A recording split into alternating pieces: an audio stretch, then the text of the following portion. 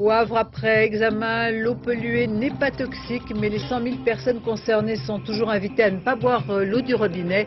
La distribution de bouteilles minérales s'organise. Début de marée noire en Espagne, l'apparition des premières traces sur les côtes. Le capitaine du pétrolier a été arrêté dès son arrivée à terre. À la veille de la naissance officielle du grand parti de la droite, deux ténors font de la résistance. Charles Pasqua et Philippe Séguin participaient ensemble à un forum sur l'Europe, loin du système politique. Madame, Monsieur, bonsoir. Comme depuis quelques jours, le journal est réalisé dans des conditions particulières par les personnels non grévistes de France 2.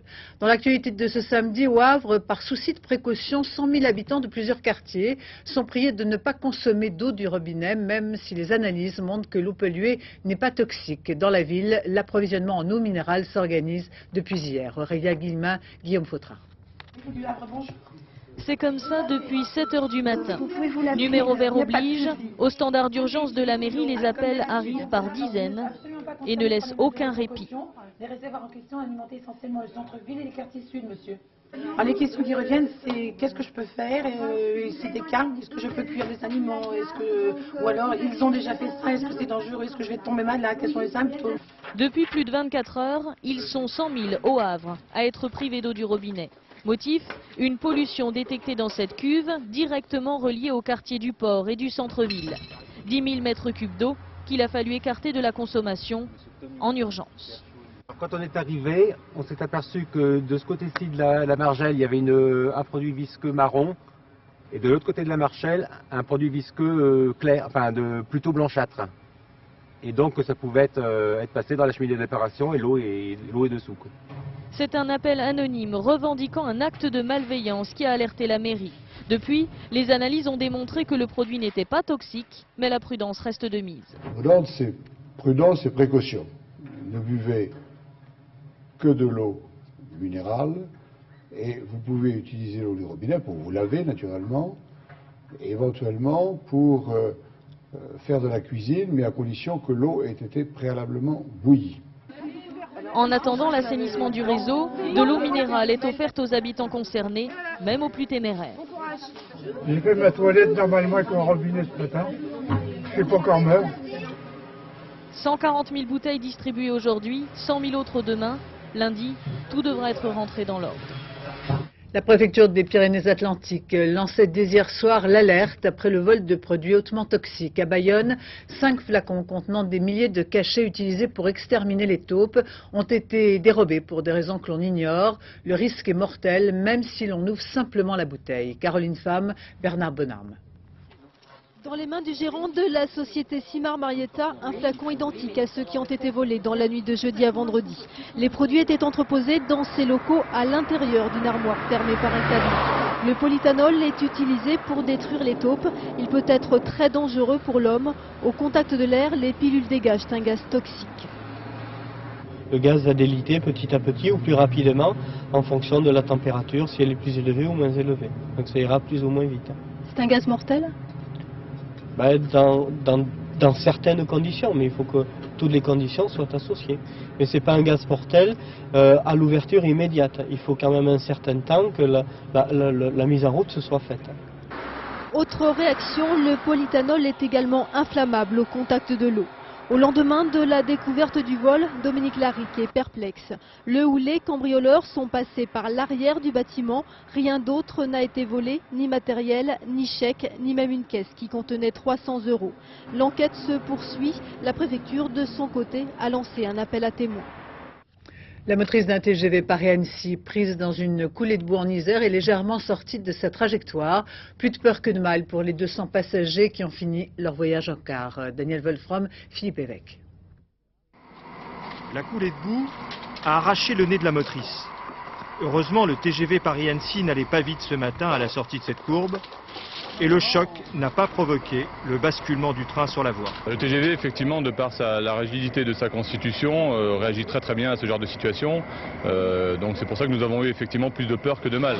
Aucun blessé donc parmi les 180 passagers du TGV Paris-Annecy. Seuls quelques-uns ont été choqués par le brusque freinage d'urgence. Le trafic interrompu sur cette voie unique ne devrait reprendre que demain vers midi. Je vous le disais donc, retour à la normale sur le trafic Paris-Annecy à partir de demain après-midi, communique ce soir la SNCF. Tragique accident dans le port de Marseille, débarquant d'un ferry en provenance de Corse. Les deux passagers d'une voiture se sont noyés à cause d'un manque de visibilité. Le véhicule a achevé sa course dans la mer. Le mauvais temps dans le sud de la France, des pluies violentes et la montée des eaux, notamment celle du Rhône, au lac du Bourget, ont amené l'évacuation d'une centaine de maisons à Pierre-Latte dans la Drôme. Tous les cours d'eau de ce département sont en crue et le Rhône, comme la Saône à Mâcon et la Durance à Sisteron, ont dépassé par endroits leur cote d'alerte. Dans le Vaucluse, c'est tout un quartier de Bolène qui a été touché par les inondations. Le maire a décidé l'évacuation provisoire d'un quartier de la ville par mesure de précaution. Le risque de marée noire en Espagne. Les premières traces de pollution commencent à toucher la côte. Le pétrolier pris dans une mer déchaînée n'est pour l'instant pas remorquable et menace toujours de se casser en deux. Son capitaine, après avoir évacué le bateau, a aussitôt été arrêté. Audrey Goutard. Malgré les efforts des secouristes, 1500 tonnes de pétrole ont déjà atteint les côtes de Galice.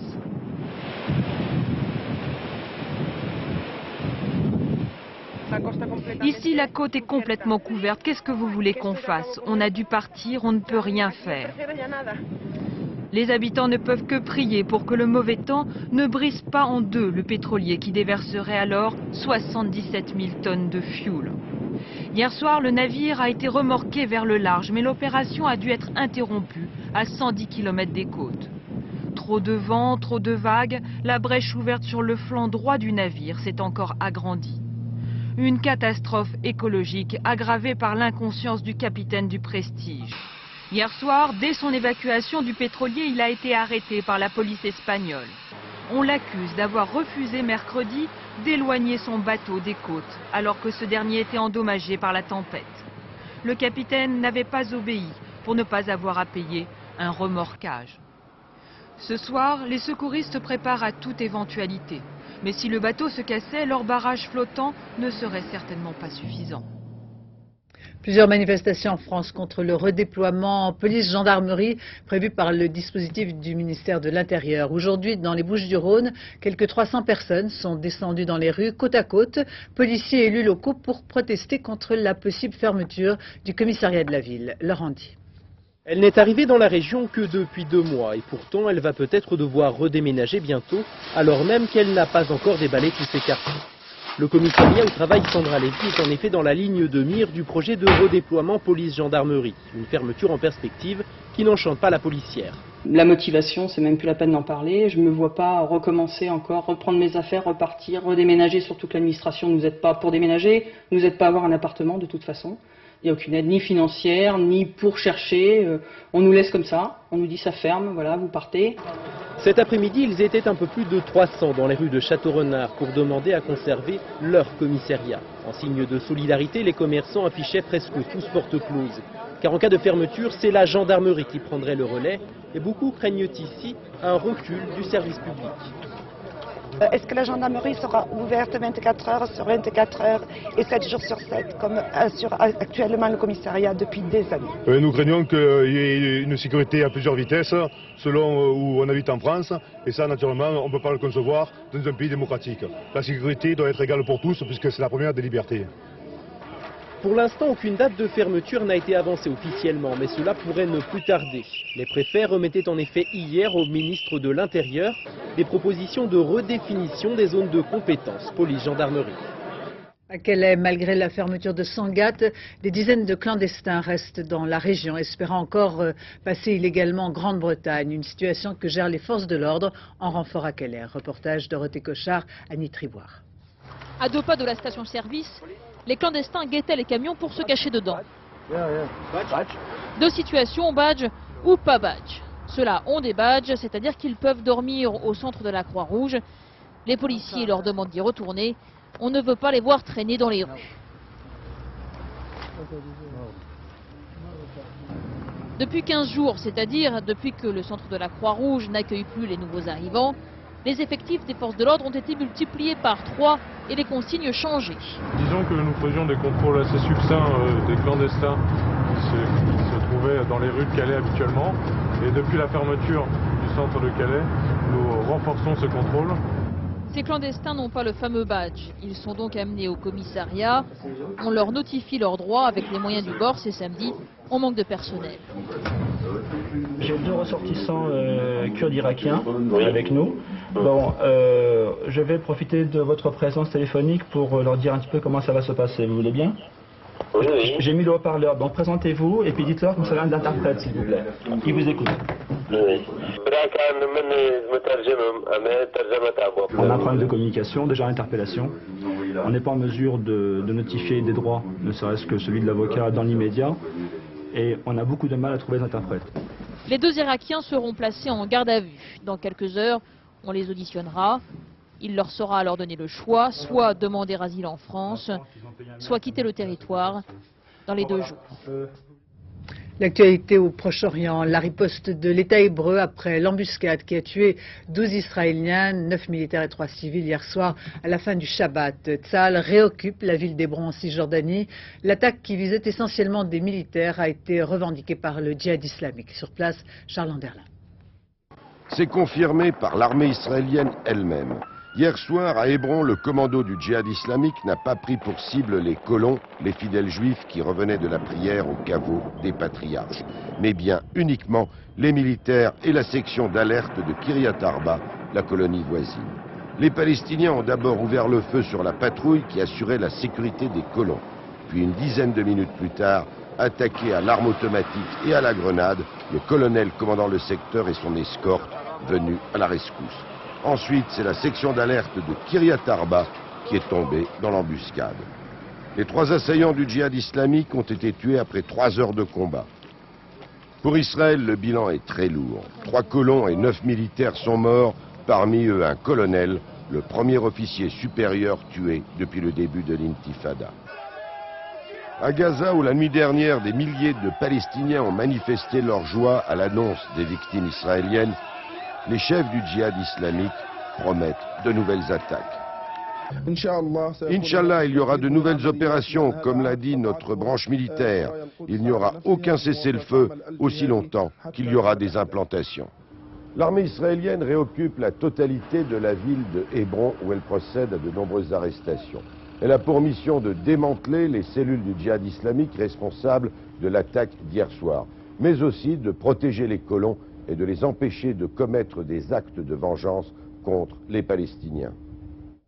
À 2 jours de l'arrivée en Irak du chef des inspecteurs en désarmement de l'ONU, nouvelle mise en garde contre Bagdad. Hans Blix à Paris pour quelques heures réitère ses menaces contre tout manquement. Il rencontrait en fin de matinée Dominique de Villepin, le ministre des Affaires étrangères. Le compte à rebours a commencé. Hervé Guéquier. Paris, une des toutes dernières étapes de Hans Blix avant le début de sa mission lundi à Bagdad. Une courte entrevue avec le ministre français des Affaires étrangères et une nouvelle occasion de mettre en garde Saddam Hussein. Nous savons que nous avons une légitimité. Nous savons aussi que s'il n'y a pas une coopération totale de l'Irak, nous aurons le soutien du Conseil de sécurité. Dominique de Villepin en profite également pour exiger des autorités irakiennes une attitude coopérative. La balle est maintenant clairement dans le camp de Bagdad. La reprise des inspecteurs sur le terrain doit confirmer le respect par l'Irak de toutes ses obligations. Toutefois, les précédentes missions étaient suspectées d'être trop proches des services d'espionnage occidentaux. Aujourd'hui, Hans Blix l'admet, mais il ne peut pas encore promettre que tous les inspecteurs sont totalement indépendants. Si quelqu'un me demande est-ce que vous êtes totalement certain qu'il n'y a pas d'espions, je dis non, ni le KGB ni la CIA ne me l'ont confirmé. Mais si je vois quelqu'un qui porte une double casquette, je lui dirai de partir. Concrètement, les inspecteurs sont en plein préparatif. Ils commenceront leur travail en Irak dans 11 jours. Puis ils devront fouiller 700 sites militaires et industriels. Politique française avec ce nouveau sondage d'opinion. Par rapport au mois dernier, la cote de popularité de Jacques Chirac marque un léger recul. Moins 1% avec 56% d'opinion favorable. Jean-Pierre Raffarin prend lui 4 points de plus. 60% des Français disent leur satisfaction. Sondage IFOP à paraître demain dans le journal du dimanche. À la veille du grand congrès de l'UMP, Charles Pasqua et Philippe Séguin font bande à part. Ils participaient ensemble à un forum sur l'Europe, loin de la cuisine des partis politiques qu'ils ont goûté si longtemps. Laurent Hakim. Tellement original. C'est pas la photo qui fait peur, c'est la légende, dit Philippe Séguin, qui craint qu'on annonce son retour en politique. Il a bel et bien quitté ses mandats nationaux pour la Cour des comptes et le Bureau international du travail, et pourtant 10 ans après Maastricht, le voilà de nouveau aux côtés de Charles Pasqua. Un Philippe Séguin qui pour rien au monde ne quitterait son côté ombrageux. Je suis venu à un colloque, là, tout simplement. La prochaine fois, je ne viendrai pas. À la veille du congrès fondateur de l'UMP, ce sont surtout les retrouvailles de deux gaullistes historiques qui dénoncent la fusion de la droite. À force de fusionner, il n'y a pas de raison, du fait du vide idéologique, il n'y a pas de raison de s'arrêter. On peut faire le parti unique du vide total. Méfiant jusqu'à la tribune, devant des dizaines de personnalités européennes, Philippe Séguin martèle qu'il ne fait pas son retour médiatique. C'est bien volontiers que j'ai accepté, non sans en avoir mesuré les risques, et en particulier celui, et il n'était pas négligeable, j'ai pu le constater, d'être soupçonné de reconstitution de ligue dissoute. Charles Pasqua citera son nom à 2 reprises dans son discours pour se féliciter le plus publiquement possible de ses retrouvailles. Philippe Séguin a remarquablement, mais n'est-ce pas un pléonasme lorsqu'on parle de ses analyses, décrit le contexte idéologique dans lequel s'insère notre commune vision des choses. Après leur coup de foudre de 93 contre Maastricht, les deux compères avaient pris leur distance et Charles Pasqua a même tenté un autre mariage européen sans lendemain avec Philippe de Villiers. Pasqua-Séguin, c'est donc le retour aux premières amours politiques. Alain Juppé, qui sera sans aucun doute intronisé demain à la tête du grand parti de la droite, se dit prêt à tirer les conséquences des décisions judiciaires. Interview donnée au journal du dimanche demain. L'ancien Premier ministre attend, dit-il, la fin de l'instruction du dossier des emplois présumés fictifs de la ville de Paris, dans lequel il est mis en examen en tant qu'ancien adjoint aux finances de la mairie. Au Parti communiste, après le départ de Robert Rue, Marie-Georges Buffet retrouve un peu plus d'oxygène. Maintenant qu'elle est les mains tout à fait libres, elle a décidé d'écouter les militants de base. Jeff Wittenberg, Bernie Merriot. Une réunion de cadres et de militants sans Robert Rue, il y a longtemps que le Parti communiste n'en avait plus connu. Le président du parti, un poste créé pour lui, quitte sa direction dans 5 mois après le congrès, mais la base a déjà entériné son départ. Si Robert a décidé de partir, c'est parce que bon... il a trouvé que la façon dont il voulait voir ou faire les choses qu'on déploie aujourd'hui. Il est à la tête du parti depuis 10 ans déjà, donc c'est ce qui était assez long. On était un certain nombre de communistes à ne pas être d'accord, c'est sûr. Voilà donc Marie-Georges Buffet, seule aux commandes désormais d'un parti qui a obtenu moins de 4% des voix à la présidentielle, distancé par l'extrême gauche, un parti en crise et qui le reconnaît. Nous ne sommes pas parvenus à rendre un idéal communiste visible et croyable. Nous ne sommes pas parvenus à donner la parole au plus grand nombre, au milieu populaire, au monde du travail. En finir avec la langue de bois, cela semble être une préoccupation pour Marie-Georges Buffet, y compris pour rendre des comptes aux anciens électeurs du PC. Ils ont l'impression que notre parti, depuis quelques années, est flou dans ses positions. Ils nous disent « vous êtes devenus un parti comme les autres ». Aujourd'hui, 700 animateurs, comme ils se baptisent désormais, ont réfléchi à l'avenir de leur parti, se promettant des lendemains qui chantent, comme on disait au temps de la splendeur du PC. La violence routière avec cette femme enceinte accompagnée de son enfant de 2 ans fauché sur un trottoir par un automobiliste en état d'ébriété à Denain dans le Nord. La jeune mère qui devait accoucher dans 3 mois est très grièvement blessée ainsi que son enfant qui était dans une poussette au moment du drame.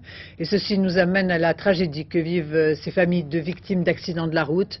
Une douleur d'autant plus insupportable que les sanctions ne sont pas toujours à la hauteur du drame. Cet exemple dans le Finistère, un témoignage exemplaire. Diego Garcia, Frédéric Faure. C'était la maison du bonheur. Un beau couple, 2 beaux enfants, une vie réussie. Tout allait bien jusqu'à ce jour de septembre dernier où leur vie bascule. Le jour où leur fils est fauché par un conducteur ivre. Je n'ai pas de haine. Je voudrais que ça ne se reproduise plus jamais. Et qu'on empêche ce genre d'individu de recommencer. On n'a pas le droit de prendre le risque. La justice n'a pas le droit de prendre le risque de les laisser recommencer. C'était il y a 2 mois. Youn allait avoir 18 ans. Celui qui l'a tué avait 23 ans. Il conduisait ce soir-là avec 2,8 grammes d'alcool dans le sang. Il était aussi sous l'emprise de stupéfiants. Mon fils était ici sur le trottoir, il marchait avec ses copains, il tenait sa mobilette et donc le fou est arrivé à plus de 100 km/h. Il est venu le chercher sur le trottoir, il l'a projeté à 40 mètres, beaucoup plus loin, et évidemment mon fils est mort sur le coup. Récidiviste, le conducteur venait de récupérer son permis depuis 2 jours. Après l'accident, il prend la fuite. Aujourd'hui, il est en prison en attente de jugement. Mais pour André Léal, cet homme est un criminel et les peines qui punissent les chauffards sont dérisoires. Je pense qu'on pourrait lui enlever son permis de conduire à vie. On ne lui enlève pas à lui une partie de sa chair, une partie de sa famille. On ne l'empêchera pas de continuer à vivre, de se marier, de travailler. Mais au moins que tous les matins, il pense en se levant, ben non, moi j'ai pas le droit de conduire parce que quelque part, un jour, j'ai enlevé la vie d'un homme, d'un jeune homme ou d'une jeune femme. J'ai enlevé la vie de quelqu'un. Pour les victimes, c'est une deuxième mort, c'est-à-dire qu'on les tue une seconde fois, si la sanction n'est pas à la hauteur de l'acte commis. Jean-Louis est peintre et ami de la famille Léal. En mémoire de Jung, il a décidé de faire ce tableau.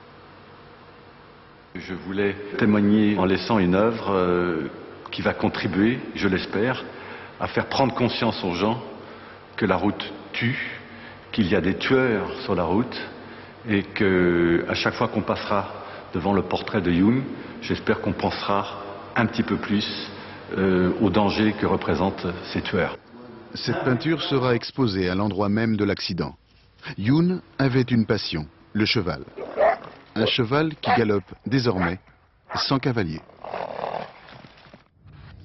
À La Réunion, le piton de la Fournaise s'est à nouveau réveillé. Il est entré en éruption ce matin. La lave ne menace aucune zone habitée. Il s'agit de la 10e éruption depuis 1998, la 2e depuis le début de l'année.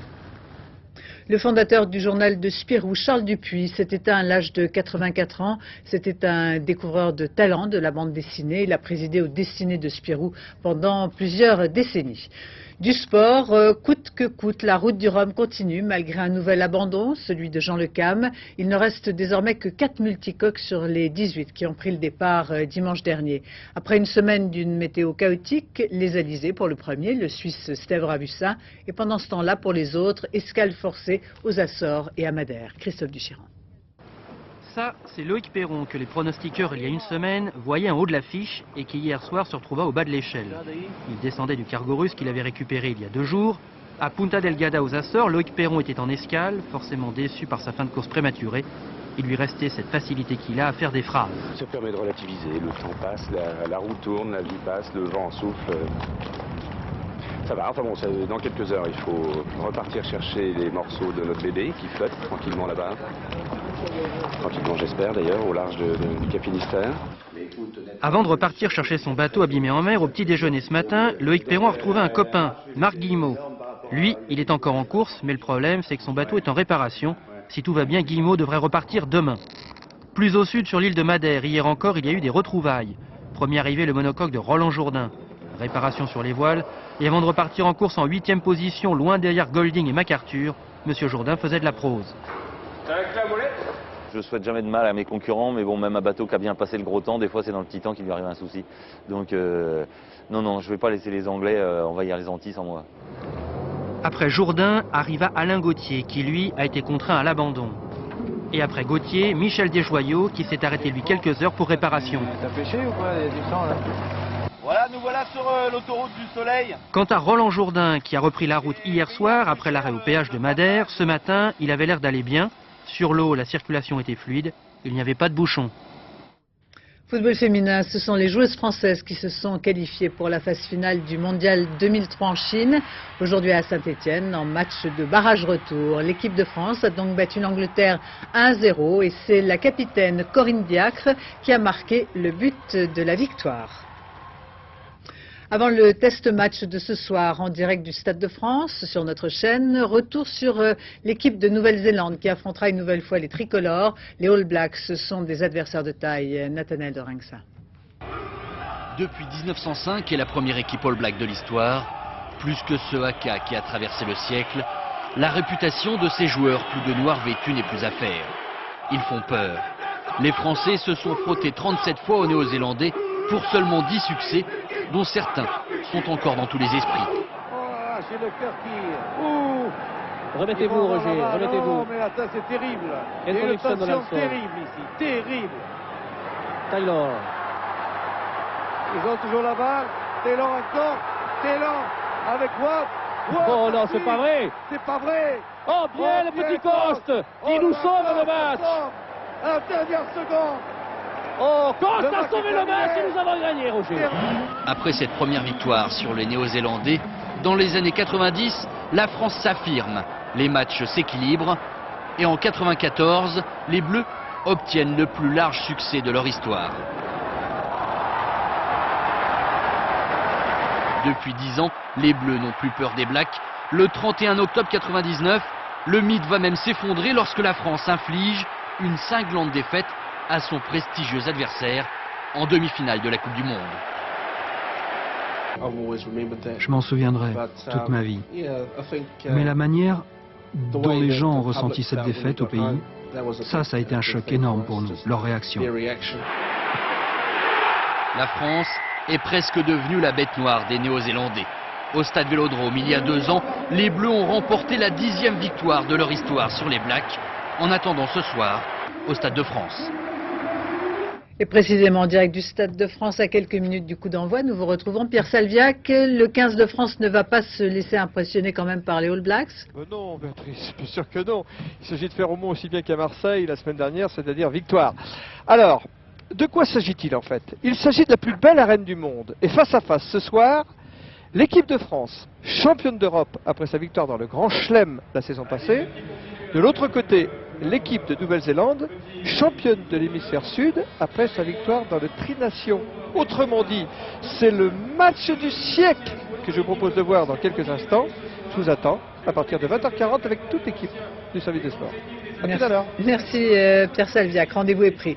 Ainsi se termine ce journal. Dans un instant, la météo Isabelle Martinet. Demain à 7h dans Thé au Café, Catherine Sellac recevra Richard Boringer. Quant à moi, j'aurai le plaisir de vous retrouver dès 13h. Je vous remercie de votre attention. Excellente fin de soirée sur France 2 et on se quitte bien sûr avec les images du Stade de France pour la rencontre diffusée en direct sur France 2.